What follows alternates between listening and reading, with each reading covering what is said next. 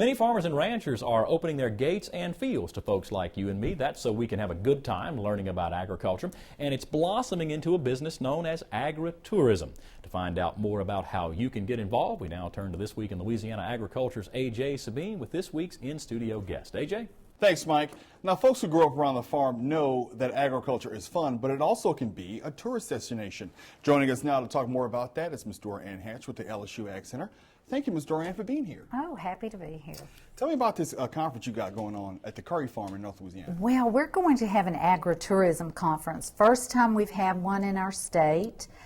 We hope to show people how to go into an agritourism business, and we're also open to people who are in the business because we're going to have some speakers from Mississippi.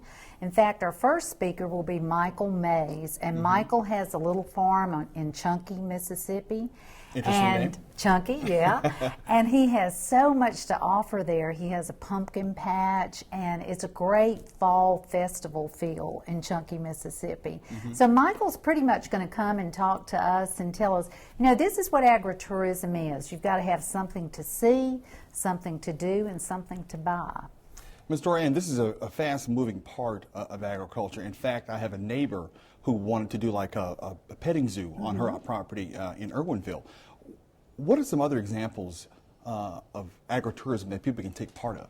And what they can learn from this workshop? Oh, okay. Well, of course, we first usually think about farm tours, but it's more expansive than that. We have a lot of corn mazes that are popular in the fall this time of year. We also have bed and breakfasts that are on ranches that people can go and experience that way of life. This workshop, again, on November 9th, is going to show you how to start that business. And then in the afternoon, we're going to talk about something that I'm very proud of. In Louisiana, we have a limited liability law. I'm glad you brought that up. I was going to ask you about that. Tell folks that they can protect themselves from lawsuits and other things by what they learned at this workshop, right? Absolutely. We're going to talk to them about how they can mitigate hazards.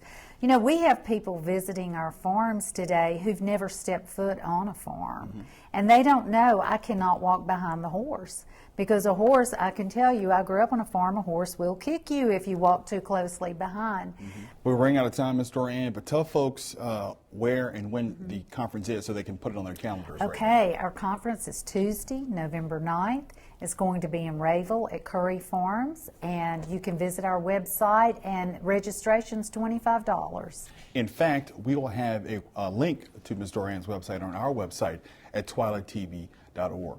Thank you guys for being with us, and Ms. Dora Ann, thank you so much for being on our program and telling us about this wonderful workshop. We will have a lot more from This Week in Louisiana Agriculture. A sweet commodity sets Louisiana apart from other states. I'm Kristen Oakes, and I'll have that story coming up.